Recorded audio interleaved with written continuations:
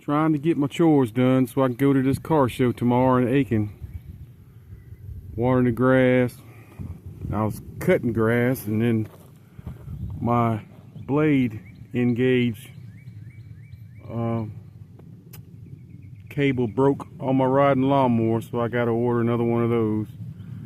I gotta push mow what I can. These old knees I got, boy, they are wrong. They is runt. They is wore out. But I cut the side, cutting around the shed now. Ran out of gas. Cut the backyard, watering it now. There's old Betty White. Gonna start working on her soon. Trying to build up some money. It's a 69 C10. I've had this thing about 13 years. There's old Snowball. That's my sidekick. And then here's my pride and joy, my dream truck right here. It's a 68 C10. This is what I'm gonna take to the show tomorrow. Gonna do a little thing to it. Check the header gaskets, make sure the headers are tight. Got some fuel issues with it. It's vapor locking. So when I did this build 4 years ago, it's from the ground up frame restoration on it, and of course it was in the middle of COVID when I started it and got laid off from Plant Vogel. I said I was already into it too much, so I just kept on going with it. But some choices that I made, I wish I did differently. It's got a stock suspension on it. I wish I did a little more of a Pro Touring and all that, and especially the fuel system. I got the fuel pump on the rail, so I've been through like 2 fuel pumps already, and then we upgraded it with a bigger fuel line thinking it'd be okay and this and that, and there's some kind of little pump on it or something like that, because I guess with the vapor locking and all that, it loses its air pressure or its fuel pressure, so it won't want to crank. But at least it cooled off picking up Snowball from the haircut place.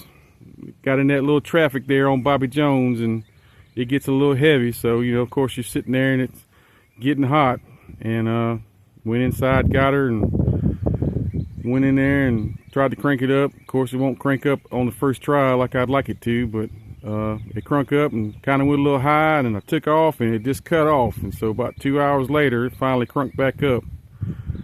At least I know what the problem is. I'm gonna try to put some header wrap around my exhaust, around the fuel pump, stuff like that. Maybe that'll help it out so I can save some money. Get that Boyd tank with that fuel pump in the tank and all that stuff, and she deserves it. It's a Stihl project. I've had it for almost 6 years now, so I've been driving it for a year and a half, off and on, going to car shows. I went to Cherokee Rod Run, Hiwassee Rod Run. I learned a lot from that one there. Middle of July. Woo, it was hot, boy. It was hot.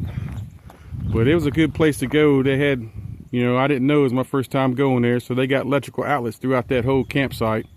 So you can bring fans and stuff like that if you get there early enough to get the good spots where it's all shade and stuff. But we didn't show up till Saturday.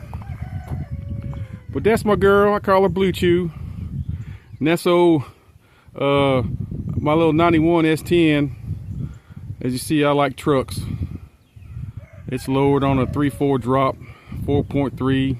I'm kind of like the original owner on that. I got it from North Carolina in Rock Springs about 4 or 5 years ago. He had it on a farm and all that stuff, and never got registered, so I was the first one to register it, and it kind of sucks because it's only got 182,000 miles on it, but it's not, you can't document it because he never put a title on it. So it is what it is.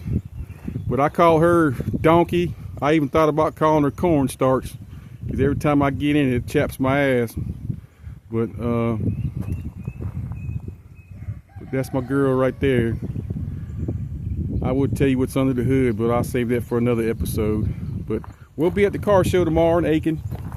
It's the second year it's coming on, and we went last year with my brother, so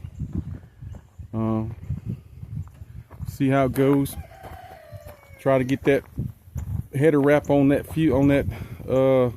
exhaust around the wheel wells and all that stuff. Maybe kind of keep some of that heat off of it to see what it does.